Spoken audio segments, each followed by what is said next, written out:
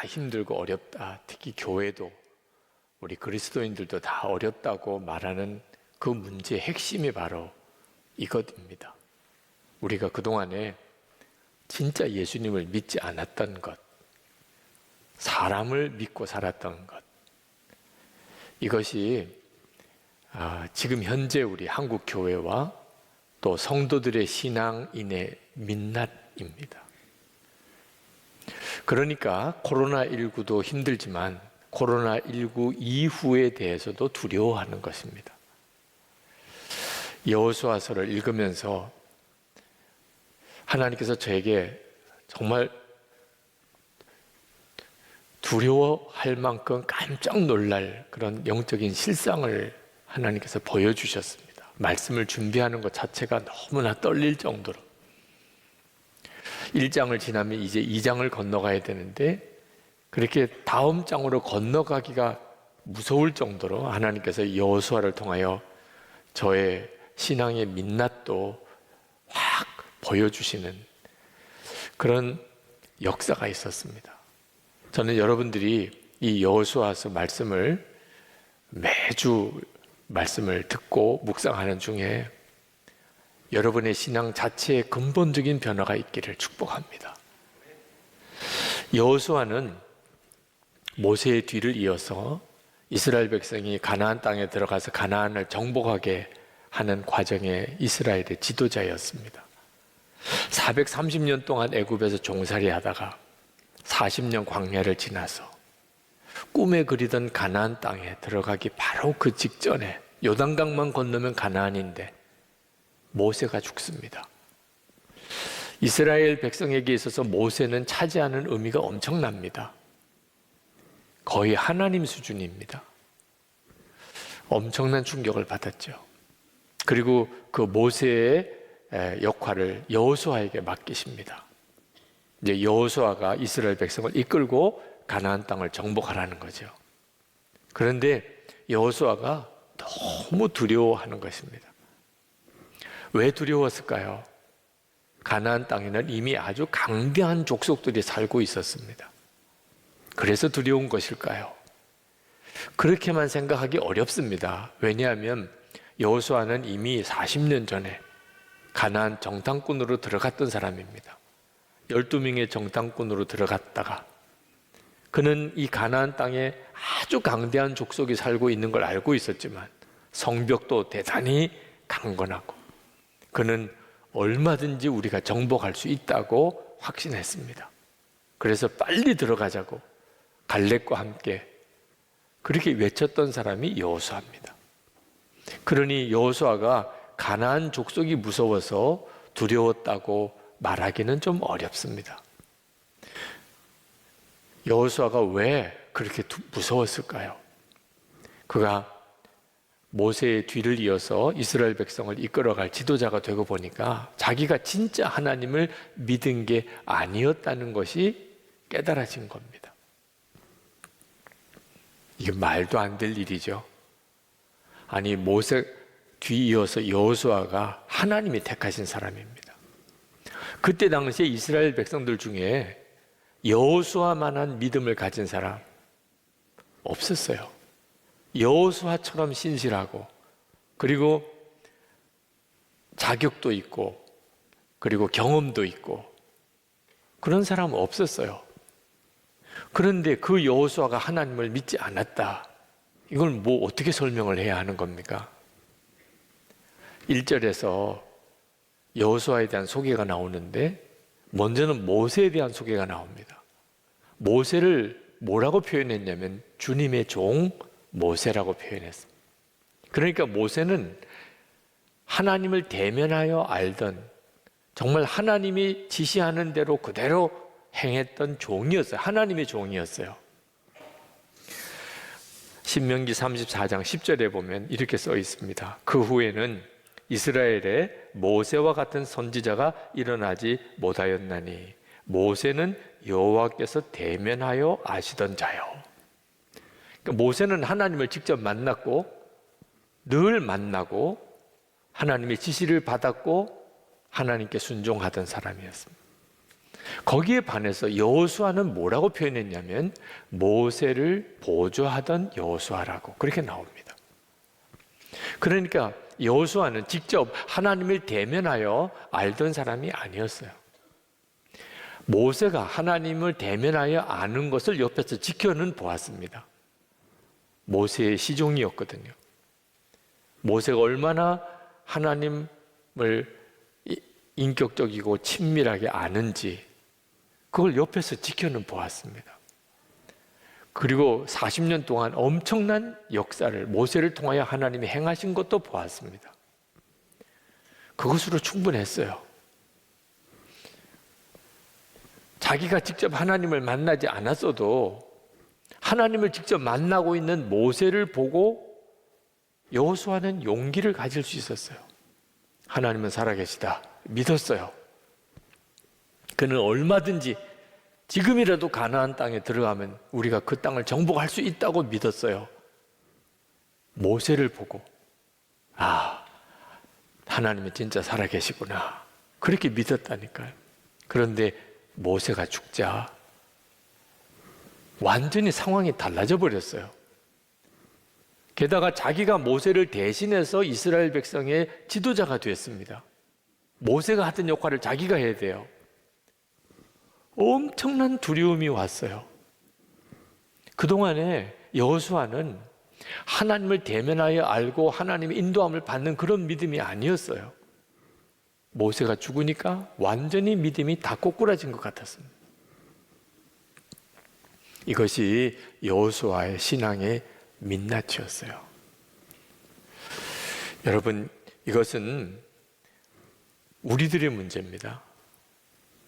우리가 하나님을 믿고 예수님과 동행한다고 말은 하지만 그게 실제가 아닌 사람이 많습니다. 오늘 이 자리에도 여호수아와 같은 믿음을 가진 사람 많습니다. 그 사람들이 다 나쁜 사람 아닙니다. 신실하고 성실하고 충성스럽고 그러니까 여호수아가 하나님이 택하신 거죠. 그때 당시에 이스라엘 백성 중에 제일 신실하고 믿음 좋은 사람이 여호수아였다니까요. 여기도 정말 교회 생활 열심히 하고 그리고 가정도 다 가족들이 예수님을 믿고 기도도 많이 하고 그런 여호수아가 지금 여기에도 많습니다. 그러나 그런 믿음으로는 도무지 극복이 안 되는 문제가 있습니다. 코로나19 확산을 겪으면서 우리가 힘들어하는 것은 감염의 위험, 경제적인 위기만 아닙니다. 믿었던 교회가 흔들립니다. 도처에서 교회에 대해서 별의별 말들이 다 들립니다. 함께 신앙생활 하던 사람이 떠나는 사람들도 많고 그렇게 믿고 의지하던 분들이 세상 떠나기도 하고 은퇴하시기도 하고 또는 내게서 멀리 떨어져 가는 일도 생기고 어느 순간에 보니까 나 혼자 남은 것 같아요. 경제적인 어려움도 오고 시험도 유혹도 오고 그런 와중에서 사람들이 다 나를 주목하네요. 당신 하나님 믿지요? 하나님께서 뭐라고 하십니까? 여호수아가 지금 부딪힌 문제가 뭔지 아십니까? 그동안에는 모세 믿고 하나님과의 관계에 대해서는 걱정을 안 했습니다. 근데 이제는 하나님과 대면하여 아는 믿음이 아니면 해결할 수 없는 상황에 온 거예요. 여러분, 믿었던 사람 다 떠나고 혼자 남았고 교회도 다 모일 수가 없고 나 혼자만 남아. 어느덧 사람들이 다 나를 주목해요. 그럴 때도 예수님 한 분이면 충분합니다. 두려워하지 않고 염려하지 않고.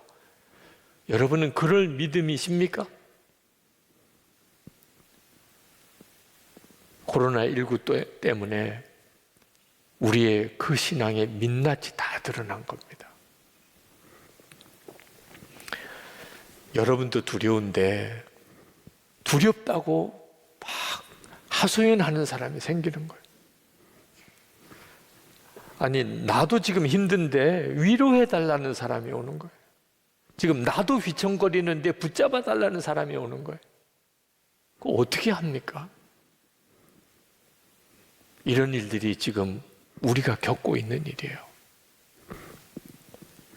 여러분, 반드시 감당 못할 시험 당할 때가 옵니다. 그때를 대비해야 돼요. 아유, 나는 여호수아 같은 사람 아닙니다.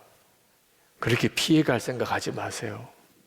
여러분 주변에 있는 사람들은 여러분이 여호수아 같은 믿음을 가지고 있다고 보고 있어요. 그래도 예수 믿는 사람이잖아요. 가족들도 친척들도 주변 사람들이 여러분이 예수 믿는 사람인 줄 알고 있잖아요. 그 말은 여러분에게 무언가를 기대하고 있다는 거예요. 여러분 자신은 난 형편없어. 난 잘 모르겠어. 난 주님의 음성 들은 적도 없어. 나는 하나님 때때로 안 믿어질 때도 있어. 여러분, 그러고만 있을 수 없을 때가 와요.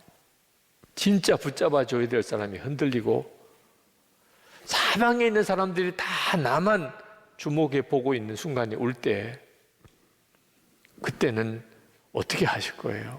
혹시 여러분 귀신도 무서워하는 믿음으로 지금 살고 있는 사람 없습니까? 사도행전 19장에 보면 악귀가 스게와의 7 아들에게 내가 예수도 알고 바울도 알지만 너희는 도대체 누구냐? 그러면서 막 달려들어서 봉변을 준 일이 있습니다. 안타깝게도 많은 그리스도인들이 악귀 같은 사람 만나는 걸 무서워해요. 왜? 그 악귀가 내가 예수도 알지만 넌 도대체 누구냐? 이렇게 말하면 어떡하냐 말이에요. 그런 믿음으로 도대체 앞으로 어떻게 살아가려고 하십니까? 여러분, 이제는 더 이상 의지할 어떤 사람을 찾으면 안 됩니다. 그게 여호수아 신앙의 한계였어요. 사람을 통해서 하나님을 믿는 신앙은 결국 이렇게 되어 있는 거예요. 결정적인 순간에 그때 다 무너지는 거예요. 그래서 하나님께서 여호수아에게 나타나셨어요. 만나셨어요. 모세에게 하셨던 것처럼. 그리고 내가 모세와 함께 하였던 것과 같이 너와 함께 하며 너를 떠나지 아니하며 버리지 아니하겠다 하는 이 약속을 주셨어요. 하나님은 여호수아에게 가나안 족속을 내가 다 없애주겠다 이렇게 말하지 않았습니다. 내가 지원군을 보내주겠다 말하지 않았어요. 내가 신무기를 너에게 들려주겠다 그러지도 않았어요. 그건 의미가 없어요. 하나님의 약속은 오직 하나, 내가 모세와 하던 것처럼 너와 같이 만나주겠고 너와 함께하고 버리지도 떠나지도 않을 거다. 그것으로 충분했어요. 그렇게 되면서부터 여호수아는 완전히 바뀝니다. 하나님께서 모세에게 함께 하신 것처럼 여호수아에게도 함께 하시겠다고 그렇게 약속하시고는 이제부터 너에게서 증거를 보여달라. 믿는 증거를 보여달라. 6절, 7절, 9절 말씀에 번복해서 굳세고 용감하라 하는 말씀을 하십니다. 6절에 굳세고 용감하여라. 7절에 오직 너는 크게 용기를 내어. 9절에 내가 너에게 굳세고 용감하라고 명하지 않았느냐. 여러분, 우리도 마찬가지입니다. 내가 진짜 하나님을 믿는 그 사람인지, 우리의 마음에 굳세고 정말 용감한가? 어떤 상황이 벌어지든지 어떤 문제가 생기든지 나는 굳세고 용감한가? 그 증거가 나와야 하는 거예요. 정말 하나님을 믿는다면 좌로나 우로나 치우칠 사람 없습니다. 하나님의 말씀대로만 순종하는, 그게 답이고 그게 성공하는 길이고 잘 되는 길인 걸 아는데 곁눈질하고 흔들릴 사람 누가 있습니까? 7절, 8절에 이렇게 말씀합니다. 나의 종 모세가 너에게 지시한 모든 율법을 다 지키고 오른쪽으로나 왼쪽으로나 치우치지 않도록 하여라. 그러면 내가 어디를 가든지 성공할 것이다. 이 율법책의 말씀을 늘 읽고 밤낮으로 그것을 공부하여 이 율법책에 쓰여진 대로 모든 것을 성심껏 실천하여라. 그리하면 내가 가는 길이 순조로울 것이며 내가 성공할 것이다. 여러분, 우리가 다 아는 내용이에요. 하나님의 말씀대로 살면 성공한다.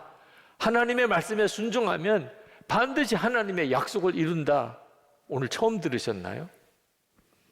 문제는 알지만 그렇게 사라지지 않는 데 문제가 있는 거예요. 하나님의 말씀대로 사는 일이 그게 간단한 일입니까? 몰라서 지금 못 사는 겁니까? 어느 분이 저에게 나는 죽고 예수로 살라 목사님 말씀대로 했더니 정말 놀라운 삶을 살게 됐습니다. 목사님 너무너무 감사합니다. 그러시더라고요. 참 기뻤습니다. 그러면서도 마음 한편으로는 너무너무 서운함이 있더라고요. 어떤 분이 또 그러세요. 목사님 말씀대로 예수님과 그렇게 친밀하게 살아보려고 애를 써보았지만 안 되네요. 나는 잘 안 돼요. 그 말씀을 들을 때 그분이 얼마나 참 안타까운지, 그분이 심정이 얼마나 힘들지 그런 느낌이 오더라고요. 그러면서도 또 한편 너무 서운하더라고요. 왜 목사님 하라는 대로 이렇게 표현을 하느냐 말이에요. 아니, 성경 말씀대로 이렇게 표현해야죠. 제가 나는 죽고 예수로 살라, 예수님과 친밀히 동행해보라, 그게 유기성 목사가 하라는 말입니까? 여러분도 확인을 한번 해보세요. 이게 성경이 그렇게 말하는 것을 목사님이 그렇게 하라고 하는 거라면 그 다음부터는 성경이 말하는 대로 살아봤더니, 성경 말씀대로 살아보려고 했더니 이렇게 표현을 해야죠. 제가 원하는 것은 오직 성경대로 한번 믿어보고 살아보자는 거예요. 저도 흔들릴 때 휘청할 때가 많습니다. 안 되나 보다. 이건 안 되는 건가 보다. 도무지 못하겠어. 이런 때도 와요. 그때마다 성경이 그렇게 하라고 한 건지 다시 확인합니다. 하나님의 말씀이 분명히 그렇고 그렇게 살라고 했구나. 그러면 두 번도 더 이상 갈등하지 않고 갑니다, 주님. 주님이 그렇게 말씀하셨으니까 저는 갑니다. 그렇게 살았던 것뿐이에요. 그러면 반드시 하나님이 책임지시겠다는 거예요. 여호수아는 정말 하나님의 말씀대로 철저하게 순종했습니다. 어느 정도로 순종했는지 여호수아서 11장에 가서 증언이 나옵니다. 여호수아서 11장 15절에 이렇게 말씀합니다. 여호와께서 그의 종 모세에게 명령하신 것을 모세는 여호수아에게 명령하였고 여호수아는 그대로 행하여 여호와께서 모세에게 명하신 모든 것을 하나도 행하지 아니한 것이 없었더라. 야, 대단하잖아요. 하나님께서 말씀하신 거, 모세를 통하여 주신 계명 하나도 행하지 않은 게 없었다. 이 여호수아 1장에서 하나님이 말씀하신 걸 그대로 살아냈습니다. 어떻게 그럴 수 있을까요? 주님 하나님을 대면하여 만났기 때문에. 여호수아 1장에서 여호수아가 모세의 시종으로서 있었던 그런 믿음에서 이제는 벗어나서 그가 하나님을 대면하여 만났어요. 그러고 나니까 그는 하나님의 말씀대로 온전히 살 수 있었어요. 굳세고 용감하게 하나님의 말씀대로 살 수 있었어요. 결국 가나안을 정복했죠. 여호수아가 이처럼 하나님을 만나고 그리고 하나님의 말씀을 붙잡고 그리고 굳세고 용감하게 일어서니까 이스라엘 백성들이 여호수아를 중심으로 딱 모입니다. 하나님을 만난 사람, 그 사람 주변에 사람이 모여요. 여러분은 힘들고 어려울 때 진짜 주님을 만난 사람 누군가 찾지 않습니까? 정말 저 사람은 하나님을 만난 것 같아. 그런 사람이 있으면 여러분 그 사람 주변으로 가까이 다가가지 않습니까? 진짜 하나님을 만나고 주님을 바라본 사람은 주변에 사람이 모여요.